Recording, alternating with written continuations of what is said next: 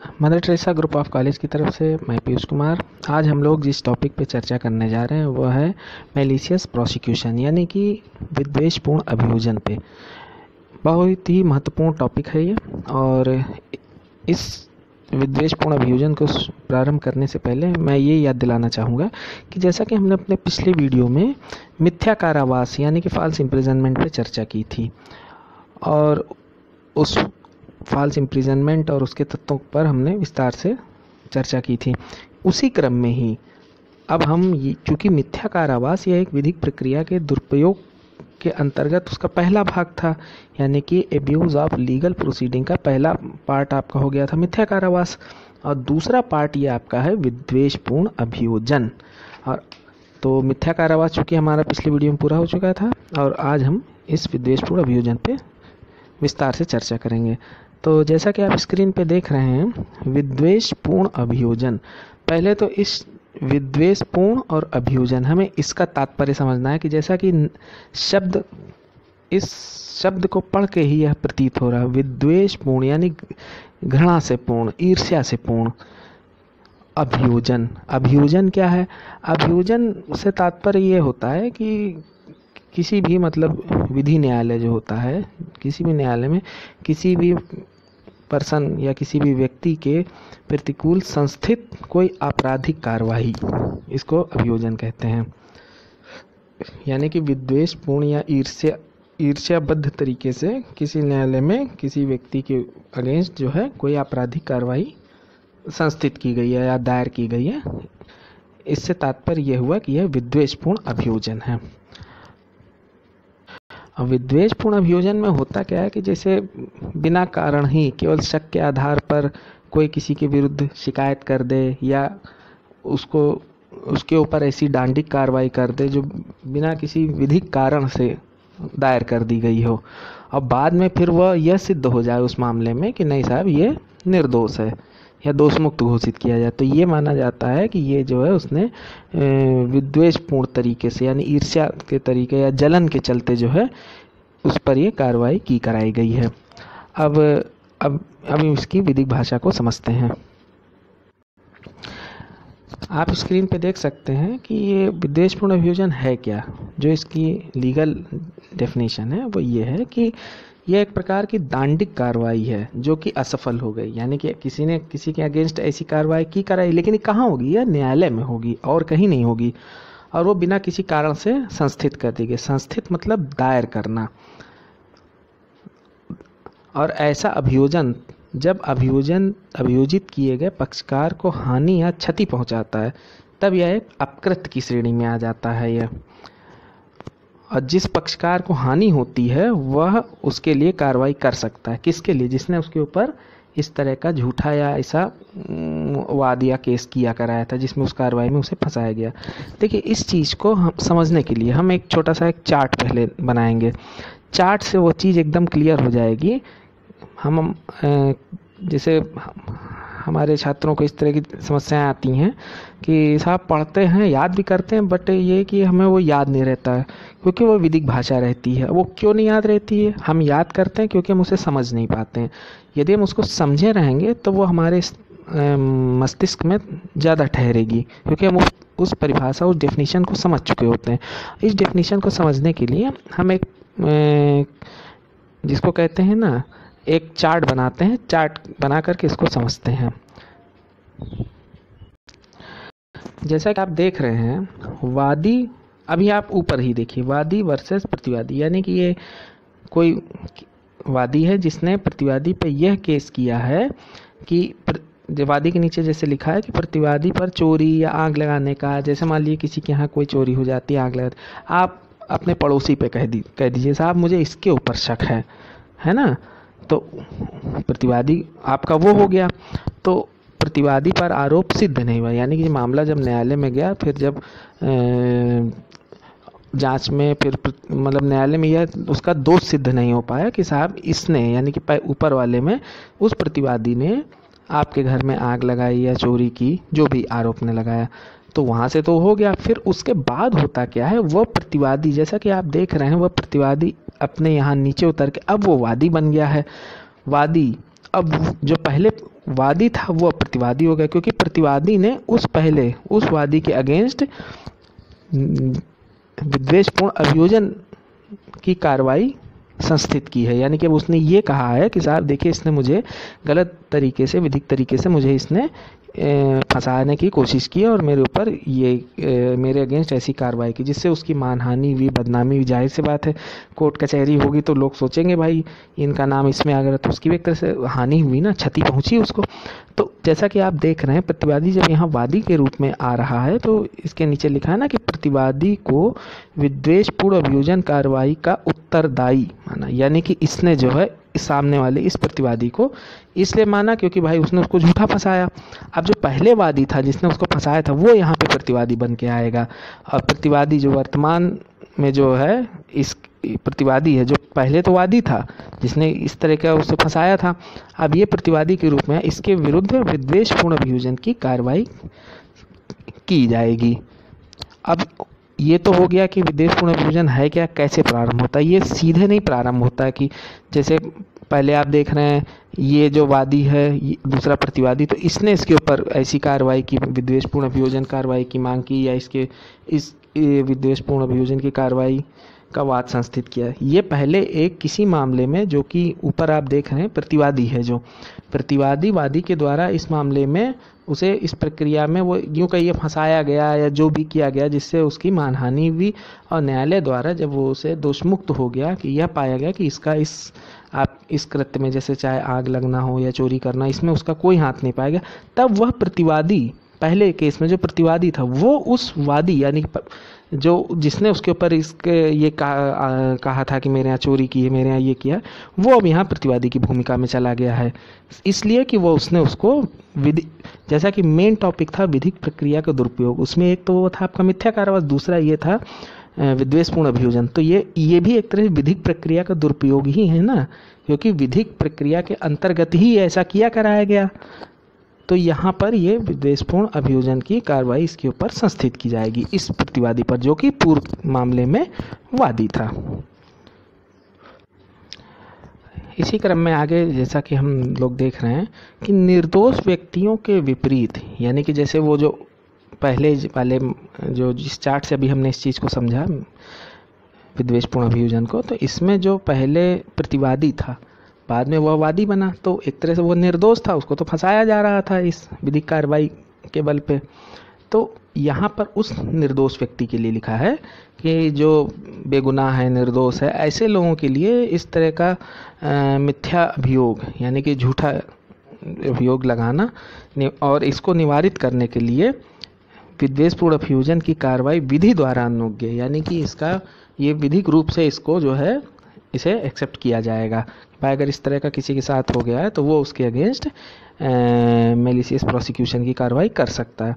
और अब फिर वही चीज़ आती है, किसी भी प्रक्रिया को होने के लिए उसके लिए कुछ संगठकों का होना आवश्यक है, जिसको कहिए कुछ शर्तें होनी चाहिए। ये नहीं कि कोई भी, मान लीजिए कि सपोज जैसे कोई पुलिस कार्रवाई चल रही है या कोई विधिक कार्रवाई चल रही, तो हर किसी मामले में ये कह दिया जा रहा है साहब ये तो हमको फंसाया जा रहा है। नहीं, ऐसा नहीं है। यदि हम विद्वेषपूर्ण अभियोजन की कार्रवाई किसी के ऊपर संस्थित करने जा रहे हैं कि इन्होंने हमको इस प्रक्रिया में फंसाया, ऐसा ऐसा किया, लेकिन इसके लिए भी कुछ कंडीशन, कुछ शर्तें होती हैं। यूँ कहिए कि ये एलिमेंट्स होते हैं, जब ये एलिमेंट पूरे होंगे तभी ये कार्रवाई उसके अगेंस्ट संस्थित की जाएगी। कि ये नहीं कि हाँ मान लीजिए किसी अब कि इनमें से अगर कोई चीज़ नहीं है तो भी हम विद्वेषपूर्ण अभियोजन की कार्रवाई किसी दूसरे के ऊपर संस्थित करें। जैसा कि आप स्क्रीन पे देख सकते हैं कि विद्वेषपूर्ण अभियोजन के लिए वादी यानी कि जो पहले प्रतिवादी था, जैसे अभी हमने उस एक फिगर टाइप का जो मैंने बनाया था उसमें हमने समझा, वादी यानी जो पूर्व में प्रतिवादी था को नुकसानी प्राप्त करने, यानी कि जो उसे भाई क्षति हुई, हानि हुई, भाई उसका कंपनसेशन कहाँ से होगा, निम्न संगठकों यानी तत्वों को सिद्ध करना आवश्यक है। यानी कि वो जो पहले प्रतिवादी था बाद में इस प्रक्रिया के लिए वादी बन गया, तो उसको ये चीज़ें प्रूव करनी होंगी कि हाँ ये चीज़ें हुई हैं, तभी विद्वेषपूर्ण अभियोजन की कार्रवाई उस प्रतिवादी यानी कि पहले वाले में जो वादी था उस पर संस्थित की जाएगी। नंबर 1 जैसा कि आप देख सकते हैं कि यह कि वह प्रतिवादी, वह यानी कि वादी, यानी कि वादी यानी कि सेकंड स्टेज में। पहली स्टेज में तो वो प्रतिवादी था, सेकंड स्टेज में वो वादी बन गया। तो यही इसमें लिखा यह कि वह यानी कि वादी प्रतिवादी द्वारा अभियोजन किया गया था, यानी कि प्रतिवादी ने उसे किसी न्यायिक कार्रवाई या इसमें के लिए उसके ऊपर आपराधिक कार्रवाई संस्थित की गई थी। और दूसरा यह कि अभियोजन बिना युक्तियुक्त कारण के संस्थित किया जाता है, यानी कि इसका कोई बहुत ही उचित कारण नहीं था, जैसे शक के आधार पर उसके आधार पर कर दिया और हमको इसमें फंसा दिया। तीसरा हो गया यह कि प्रतिवादी ने मात्र इस आशय से नहीं कि ला को प्रभाव में लाया जाए, बल्कि द्वेषपूर्ण रीति से कार्रवाई की। देखिए ये अत्यंत ही महत्वपूर्ण भाग है इसका, कि प्रतिवादी का देखिए यहाँ ये एम नहीं है, उद्देश्य नहीं है कि हाँ भाई ये विधिक प्रक्रिया को आगे बढ़ाया जा रहा है या कि ला को मजबूत किया जा रहा है। उसने उसकी आड़ में अपना क्रोध उतारा। जैसे मान लिया हमारी आप हैं, हम दोनों पड़ोसी, हमारी आपकी बनती नहीं है, हमारे यहाँ कुछ ऐसी घटना हो गई तो हमने विद्वेषपूर्ण रीति से उस विधिक प्रक्रिया का जिसको कहीं ढाल बना के आपको फंसा दिया। वो हमको पता है कि हाँ कि ये ऐसा नहीं है कि आपका उसमें हाथ नहीं, लेकिन फिर भी जो है चूँकि हम आपसे द्वेष रखते, ईर्ष्यावश, इसलिए हमने आपको अपने ईर्ष्या के चलते इसमें फंसा दिया। और चौथा यह है कि प्रतिवादी की कार्रवाई से वादी के, और देखिए ये भी बहुत महत्वपूर्ण है, जो पहली स्टेज थी वादी प्रतिवादी यानी पहला जो मामला चला उसमें जो मान लीजिए जो विद्वेषपूर्ण अभियोजन लगाने वाला जो वादी होगा और जिसके ऊपर लगाया गया वो प्रतिवादी उसके फेवर में गई हो, जैसा कि लिखा हुआ है यह कि प्रतिवादी की कार्रवाई वादी के पक्ष में समाप्त हुई हो। प्रतिवादी की कार्रवाई, और इसका अगला भाग है यह कि उक्त अभियोजन की कार्रवाई के फलस्वरूप वादी को क्षति कारित हुई हो। यानी कि जाहिर सी बात है अगर इस तरह का कोई विद्वेषपूर्ण अभियोजन होगा, कोई इस तरह का आरोप लगेगा तो कहीं ना कहीं उसको हानि होगी ही। तो इतनी शर्तों को पूर्ण करना आवश्यक है, तभी विद्वेषपूर्ण अभियोजन का वाद संस्थित किया जा सकता है। तो इन तत्वों को हमने देखा कि ये जो आपके पांचों तत्व हैं या कोई ये पांचों घटक हैं, ये आवश्यक हैं विद्वेषपूर्ण अभियोजन की कार्रवाई संस्थित करने के लिए। जिसमें आप चौथा पार्ट जो देख रहे हैं कि इसको जरा एक बार फिर से समझना चाहेंगे, कुछ कन्फ्यूज़न ना रह जाए। यह कि प्रतिवादी की कार्रवाई वादी के पक्ष में समाप्त हुई हो। देखिए यहाँ पर ये थोड़ा सा डाउट हो जा रहा है, प्रतिवादी कौन वाला प्रतिवादी, पहला वाला प्रतिवादी या दूसरा वाला, जैसा कि हमने उस चार्ट में बताया था। हम एक बार फिर से उस चार्ट को खोलेंगे, एक बार फिर से हम इस चार्ट पे आ जाते हैं और इस चार्ट से उस तत्व को मिलान करते हैं कि जैसा कि इसमें लिखा हुआ है कि यह कि प्रतिवादी की कार्रवाई, देखिए यहाँ पर बहुत अच्छी तरह ये समझने की ज़रूरत है किस स्टेज में कौन वादी है कौन प्रतिवादी है।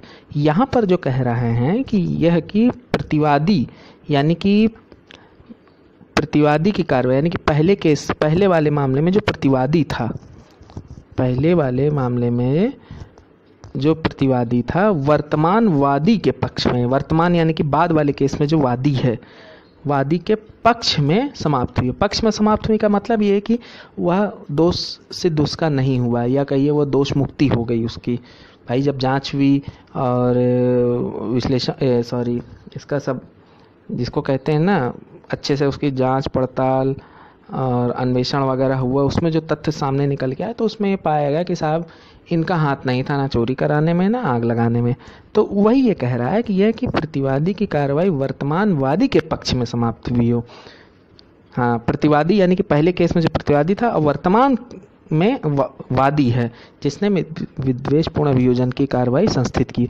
तो ये भी इतनी सारी चीज़ें जब रहेंगी तभी विद्वेषपूर्ण अभियोजन की कार्रवाई का वाद संस्थित होता है। और यहाँ तो ये हो गया। अब हम इसके बाद हम चर्चा करने जा रहे हैं, और जैसा कि इन पांचों संघटकों या पांचों एलिमेंट को बाद हम ये देखेंगे कि इन पांचों एलिमेंट पे हम चर्चा करेंगे। यहाँ पर जो मुख्य विषय, चूँकि ये टॉपिक बहुत ही महत्वपूर्ण है और हर साल इससे लॉन्ग क्वेश्चन जो हैं आते ही आते हैं, चाहे इस टॉपिक से लॉन्ग तो आते ही आते हैं और शॉर्ट भी, अगर लॉन्ग फुल क्वेश्चन नहीं आता तो शॉर्ट क्वेश्चन भी कई पॉइंट में आ जाते हैं। तो यहाँ पर देखिए जो सबसे जो महत्वपूर्ण समझने वाली चीज़ रहेगी कि ये जो हम फिर से ज़रा स्क्रीन पे ले आते हैं उसको, जैसा कि आप ये पांचों संगठक देख रहे हैं जिसके लिए कि विद्वेषपूर्ण अभियोजन कार्रवाई के लिए इन चीज़ों को सिद्ध करना आवश्यक होता है। किसको? वर्तमानवादी, यानी कि जो पहले जो प्रतिवादी था। अब जैसा कि आप देख रहे हैं, अब इसमें हम अगले अपने वीडियो में इसके प्रत्येक पॉइंट पे चर्चा करेंगे। उसमें हमें यही देखना है आगे चल के कि इसमें कहाँ पर स्थिति हो रही है।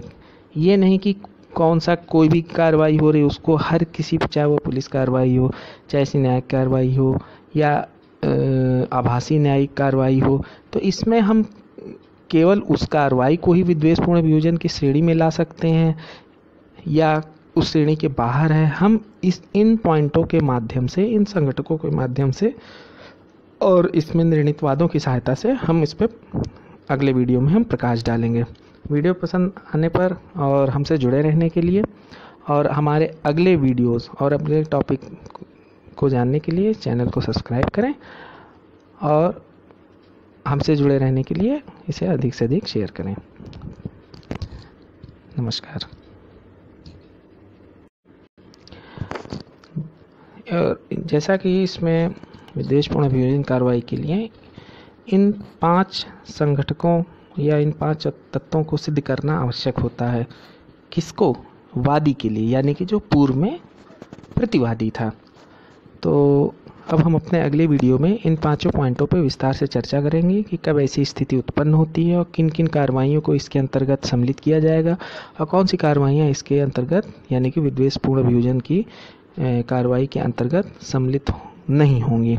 इस पर हम लोग विस्तार से चर्चा करेंगे और हमसे जुड़े रहने के लिए इस चैनल को सब्सक्राइब करें, जिससे आपको हमारे अगले आने वाली वीडियोस की जानकारी मिल सके। नमस्कार।